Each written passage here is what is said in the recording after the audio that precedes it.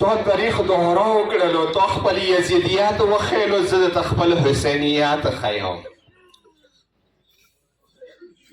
ښه دا خیال ونه کړې که د وړو بچیو جنازې وچاتې شولې، د ژوڼو جنازې وچاتې شولې، ته دا خیال وکړې چې نه دا حسیني شیعه به تسلیم شي. نه، تسلیم نه کېږي. لکه کربلا ته سترګې وغړوه، ظالمه یوه طرف نه 72 و بل طرف نه په هزارها په لکاو و. کله 72 تسلیم نه دي شوي، نن به تا مخ ته دغه شیعه څنګه تسلیم کېږي. دا ذهن تصور وباسه.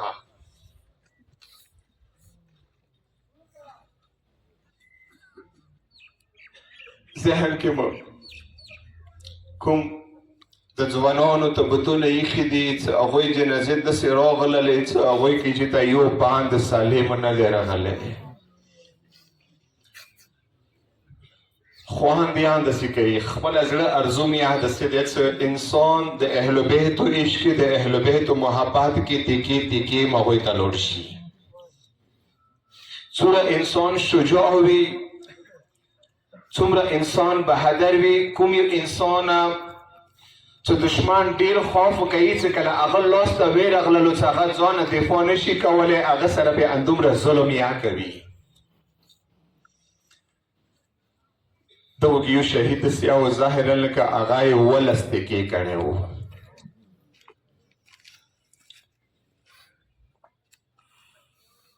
نه یم خبر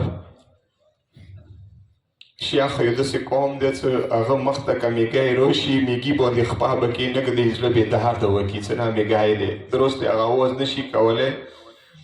خو زه تا ته حیران پاتې یم چې تا تربیات څنګه شوی دی. خو زه به دومره وایم بحث د بهادرانو ځمکه دی، د شجاعو ځمکه دی، د مظلومینو ځمکه دی. نن دغې ځمکې باندې هغه کسان چې هغوی د شجاعت انتها وکړله، د یوه شجاع مصیب ولولم چې هغه څوک دی، هغه د ما و تاسې مېړنی علمدار دی. ابراهیم بن مالک اشتر، زه د دوی کیسې مصیبو دپاره بیا رد کوم. ابراهیم بن مالک اشتر کتاب چهره درخشان قمر بني هاشم 4 جلد دی، هغه کې دغه کیسه شته دی، ادوار روایتونو کې موجود دي. یی کله ابراهیم بن مالک اشتر د ابوالفضل العباس فوټبالي ملګري وي، وجې کې غوټ شي. ابراهیم بن مالک اشتر کربلا ته نه راورسېدلو، خو چې کربلا ته کله راغللو، کربلا کې قبرونه جوړ شي وو. ویله دا د حسین کا په زیارت نه وروسته عباس ته راغللو، عباس ته یوه جمله وکړله چې ورته چونکې عباس یې پېژندلو چې عباس څنګه شخصیت دی، عباس څنګه عظمت لري، عباس څنګه شجاع دی. یوه جمله یې ورته وکړله. هغه جمله یې څه وکړه ورته یې دی چې عباس که حسین صبر کول هغه ښه امام و، هغه به کول د خدای حجت و. خو عباس ته وویل صبر وکړلو چې ظالمان در سره خیمو ته لاړله. عباس ته څنګه صبر وکړلو، وویل بلبل خیمو نه راوباسله. عباس ته څنګه صبر وکړلو چې حسین در سره شهید کړلو. ویله کله دا جمله یې وکړله، ویله ورو غوندې چې د عباس قبر نه یو اواز وشول، ابراهیم زه کله میدان ته وتلم، حسین ما ته د جنګ اجازت راله کړلو. که حسین ما ته د جنګ اجازت راکړی وی، ما به د کربلا نقشه بدله کړې وه. څه وکړم، ما ته د جنګ اجازت میلاو نه شولو.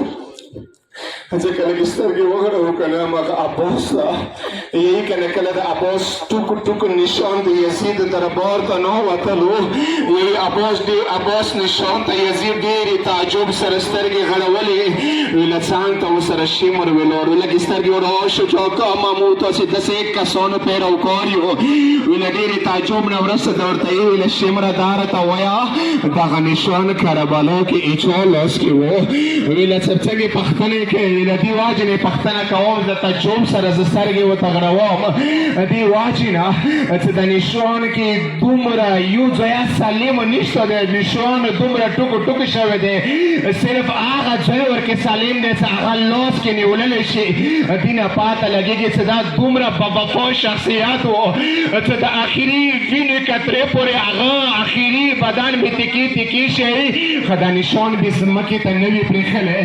ویلی شمر د تي ظالما داغا نشان كيرا بالو كي دا عباس لوس كي و لن تو تسر كي غيس بداغا جمله خپل ځوان طرف نه اضافه کوم ثواب يم کنه ظالما دا نشان داغا چول لوس كي و تو پر داغا نشان كيرا بالو كي ولور تو پر دا نشان دا عباس لوس كي و اور پر سليمان خيمو تسر كي نشوي غره وله لګي عباس نشان تسر كي ورو ته ظالم نه څه دومره ټکو ټکو شوه ده نبي لګي سر كي عباس ته وله ته عباس بدل ته غلي شان دي فوق ولا هغه ته هغه په څومره ټکو ټکو شوه اته کزي وا جمله کوم ته علامه بحر العلوم جمله ده چې کله د عباس کابر ته کوزي شو لکه څه تاریخي مسره دوا قبرونه ډېر ورده ازادور ادوا قبرونه چې د یو حسین واره بل بل کابر ده یا هغه ډېر ورکه ده خاصه ولا هغه کابر په ګور ده ورکه پر کابر د چا ده څه ډېر ورکه ده زبا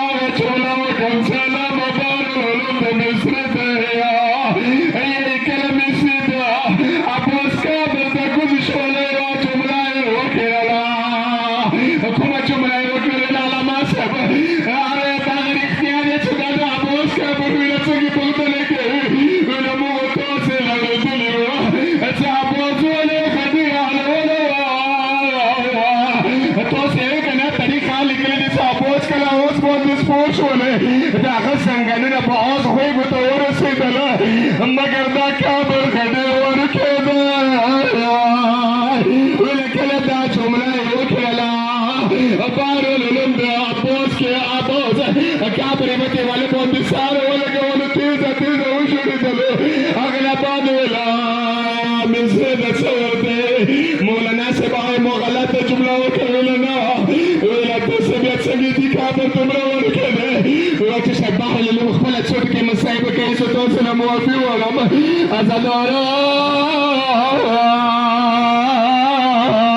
ویل یو بار مکیوا جمله وکړه ویل ومې سي هر یو کس ګلو اوس نه کوسيږي اول تاسوال شنو ولګوي بیا تاسو مکه دروشه یا په دې شون سره خوريو له ګوډو شولو څه بدل پسې لسونه موجود نه